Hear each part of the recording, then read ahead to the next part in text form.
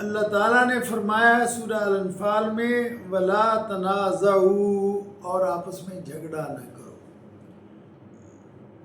یہ ہماری معاملات میں بہت ضروری چیز ہے کہ اگر اختلاف ہو جائے تو اسے اس طریقے سے نمٹانا چاہیے کہ خیر خیریت سے اگلے کی بات سنی جائے، اپنی بات سنائی جائے اور افہام و تفہیم سے کام لیا جائے اور معاملے کو سیٹل کر لیا جائے۔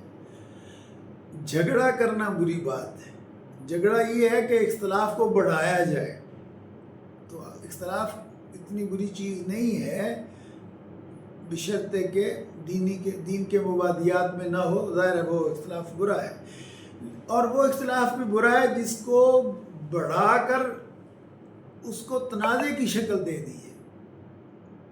تو جھگڑا نہیں کرنا چاہیے، حلم کا ثبوت دینا چاہیے، نرمی کا ثبوت دینا چاہیے، دوسروں سے نرمی اور پیار اور محبت سے بات کرنی چاہیے۔ اگر اختلاف ہو جائے تو تدبیر سے اور محبت سے اور نرمی سے کسی سے معذرت کر لیں، کسی سے معافی مانگ لیں، کسی سے کہیں یار درگزر کر دو۔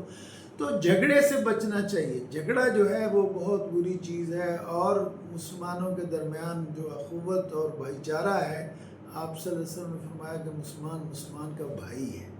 تو جو اخوت ایک دو بھائیوں کے درمیان ہوتی ہے، اس کو جھگڑے میں نہیں بدلنا چاہیے۔ اول تو کوشش کریں کہ اختلاف نہ ہو جائے تو اسے بھلے مانس طریقے سے، اچھے طریقے سے نمٹانا چاہیے، اور خواہ جھگڑا نہیں کرنا چاہیے اور جھگڑے کو طول نہیں دینا چاہیے۔